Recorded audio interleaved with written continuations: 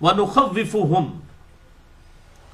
اور ہم اس کے ذریعے ان کو نافرمانی کے انجام سے ڈرا رہے ہیں. فما یزیدہم الا طغیانا کبیرا، لیکن ان کی سرکشی میں تو اضافہ در اضافہ ہی ہوتا ہے. یعنی ہونا تو چاہیے تھا کہ یہ حق بات کو قبول کرے، لیکن یہ بجائے حق بات قبول کرنے کے ان کی سرکشی میں اضافہ در اضافہ ہوتا جا رہا ہے. کیونکہ بات ماننی کوئی نہیں ہے. انسان نے اگر بات ماننی ہو تو پھر معاملات کو سمجھنا آسان ہو جاتا ہے.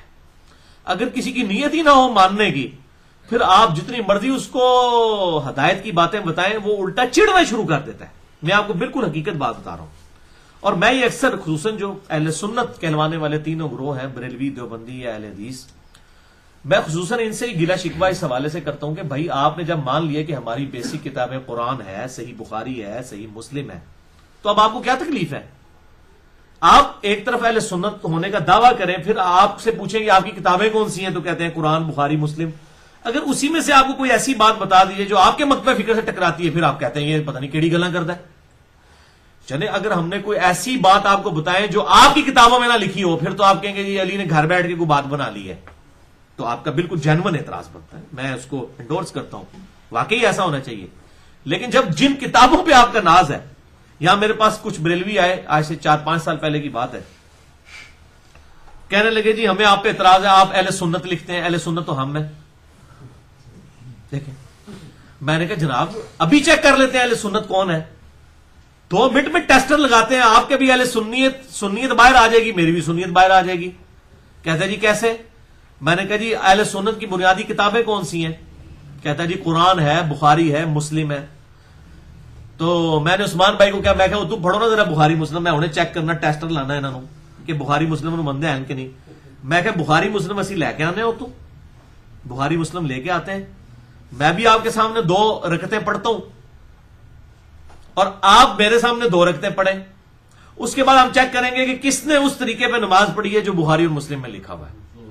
جس کا طریقہ اس کے مطابق ہوگا وہ سنی ہوگا، باقی دوسرا ٹنی ہوئے گا. پھر ٹونی ہوا ہے، سن سنا کے سننی ہے، پڑھ پڑھا کے سننی نہیں ہے، ٹونی ہے. اچھا اس کو پتا تھا، کہتا نہیں اس کو چھوڑیں، اس بات کو چھوڑیں. تو اس کو پتا چل گیا. اچھا اب آپ کیا کہیں گے؟ اس کو نہیں پتا کہ نماز کا طریقہ کیا لکھا ہے، تبھی تو اس نے کہا چھوڑیں، اسے پتا لکھا ہوا ہے. اب یہ شخص قیامت والے دن اللہ تعالیٰ کو یہ کہا یا اللہ منو تو پتہ ہی نہیں لگا سی دنیا کہ سنیا دی کتاباں کیڑی ہیں تے اودے طریقہ کے لکھے ہیں. تو بیسیکلی یہ لوگ چھپے ہوئے منکرین حدیث ہوتے ہیں، یہ سب کے سب لوگ. اہل حدیث کو میں ذرا بینیفٹ دیتا ہوں زیادہ کہ وہ پھر بھی کوئی بات کو قبول کر لیتے ہیں. اور عوام تو ساری کرتی ہے، علماء بھی یہ چند تھوڑی یزیدیت کے خلاف حدیثیں آئی ہیں تو تھوڑی ان کے گلے میں اٹک گئی ہیں، تو ادروائز وہ قبول کر لیتے ہیں. باقی جو دیوبند اور بریلوی ہیں نا، ان کے بارے میں میرا تو بڑا جو ایکسپیرینس اس حوالے سے پبلک اور علماء کے بارے میں بڑا جو ہے وہ آپ سمجھ لیں بڑا دکھی ایکسپیرینس ہوا ہے. ان کے لیے بات ماننا بڑا مشکل ہو جاتا ہے اپنے بزرگوں کے مقابلے پر. تو اب یہ قیامت والے دن یہ کہیں گے کہ ہمیں پتہ ہی نہیں چلا دنیا میں حق بات کیا تھی. یہ کہہ سکتے ہیں؟ پتہ ہے ان کو پتہ ہے قرآن میں کیا لکھا ہوا ہے، ان کو پتہ ہے حدیث میں کیا لکھا ہوا ہے، سب کچھ پتہ ہے. علماء کو بھی پتہ ہے، پبلک کو بھی پتہ ہے. چلے نہیں پتا تو جب بتاتے ہیں تو اس وقت تو مان لینا چاہیے. یہیں اسی جگہ پر آج سے کوئی 2-3-4 سال پہلے کی بات ہے، ایک بریلوی عالم آئے اور ایک دیوبندی عالم، دونوں درس نظامی کے آخری سالوں میں پڑھ رہے تھے. ایک تو شاید فاروق تحصیل تھا. میں نے بریلوی کو پہلے مخاطب کر کے کہا، میں نے کہا یہ بتاؤ کہ اگر کوئی کلمہ پڑھوائے لا الہ الا اللہ اشرف علی تھانوی رسول اللہ، یا اس کلمے کو اس نے انڈورس کیا ہوا ہو، کہتا جی ہم تو پہلے ہی کہتے ہیں یہ کافر ہے دیوبندی، ہمارے تو علماء نے فتویٰ دیا ہوا ان کے اوپر لا الہ الا اللہ کو. کہتا جی دیکھیں، میں نے کہا کیوں؟ کہتا ہے دیکھیں نا جی محمد رسول اللہ ہونا چاہیے، اشرف علی تھانوی رسول اللہ تو نہیں ہونا چاہیے. اچھا میں نے کہا بالکل میں آپ کے ساتھ ہوں، آپ کو بات سمجھ آ گئی. اب مجھے بتائیں اگر کوئی کلمہ پڑھوائے لا الہ الا اللہ چشتی رسول اللہ، کہتا جی میں پھر علماء سے بڑے علماء سے ڈسکس کر کے آپ کو بتاؤں گا. آپ دیکھ لیں، تھوڑی دیر پہلے وہ مفتی تھا. اچھا یہ بات میں کسی یعنی غیر مسلم کے سامنے رکھوں نا کہ یہ کلمہ ہے لا الہ الا اللہ محمد رسول اللہ، اگر کوئی محمد کو ریپلیس کر دے تو وہ کیا ہے، تو وہ فتویٰ دے دے گا کافر کا. ادھر بھی اس نے دے دیا. اب پتہ چل گیا یہ عشق رسول کہاں تک ہے، جب تک بابوں سے نہ ٹکرائے. بابا آ گیا پھر نبی صلی اللہ علیہ وسلم کو کسی نے نہیں پوچھنا. نعوذ باللہ من ذالک، یہی حالت ہے. حالانکہ اس کو 2 منٹ پہلے تک فارمولہ آتا تھا، پھر فارمولہ ہی بھول گیا. میں نے اس کو پھر کہا, میں نے پھر بھی حسن ظن رکھا, میں نے کہا ہو سکتا ہے اس کو بات نہ سمجھ آئی ہو. میں نے کہا اس بات کی تحقیق آپ ضرور علماء سے کریں کہ یہ حوالہ صحیح ہے یا غلط. میرا اندھادھند پیروی کا انجام ریسرچ پیپر ہے, مسئلہ 71B ریکارڈڈ موجود ہے, وہ آپ دیکھ لیں. کیا آپ نے یہ چیک کرنا ہے کہ یہ لکھا ہوا ہے یا نہیں؟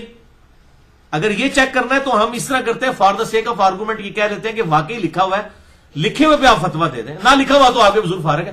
کہتا نہیں نہیں نہیں نہیں نہیں, لکھا ہوا ہے یا نہیں لکھا ہوا میں علماء سے ہی پوچھوں گا. اچھا, پھر میں نے اس دیوبندی کو پوچھا, میں نے کہا یہ آپ بتائیں جی لا الہ الا اللہ چشتی رسول اللہ, کہتا جی کفر ہے سیدھا, اس میں کوئی دوسری رائے ہے؟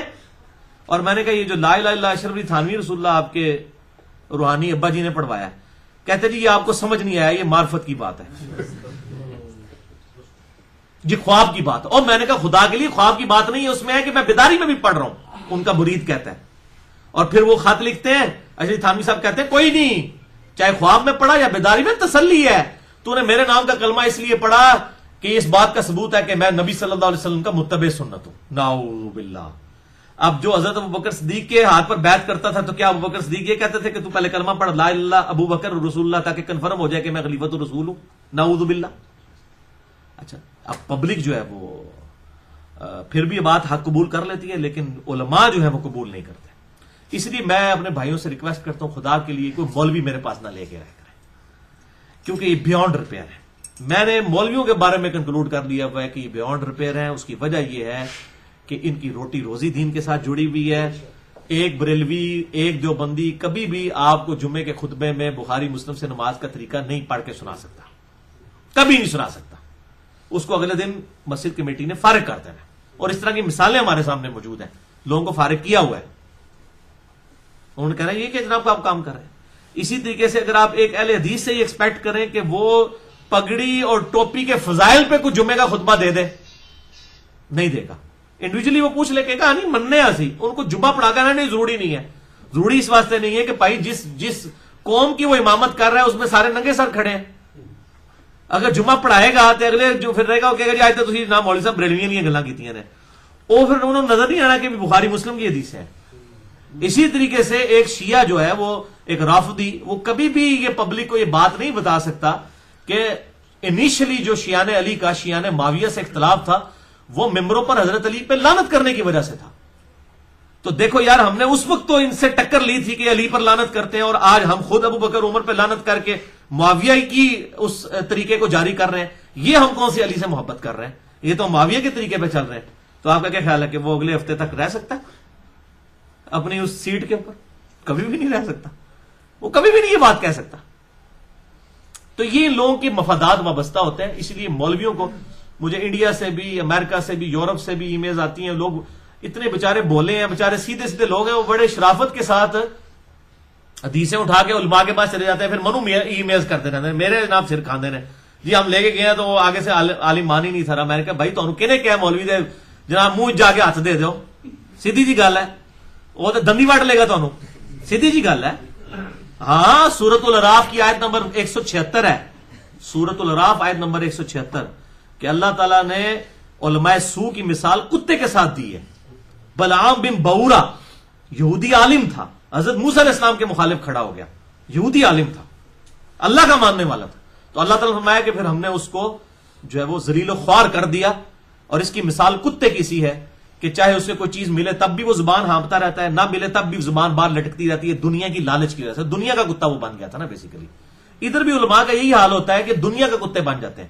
اور علماء سے ظاہر ہے میں مراد علماء سو ہی لے رہا ہوں, چونکہ اکثریت علماء سو کی ہے, اس لیے میں اگر یہ امپلائڈ ہوتا ہے, اگر میں علماء بول رہا ہوں, اس سے مراد میں کوئی امام بخاری امام مسلم کو نہیں لے رہا ہوتا, نعوذ باللہ. ہم اکثریت کے اوپر ہی فتویٰ لگتا ہے نا. جب اکثریت کی بات ہو رہی ہوتی ہے تو پھر وہ بات جنرلائز اسی طریقے سے ہوتی ہے. اللہ تعالیٰ سے دعا ہے جو حق بات میں نے کہی اللہ تعالیٰ ہمارے دلوں میں راسخ فرمائے.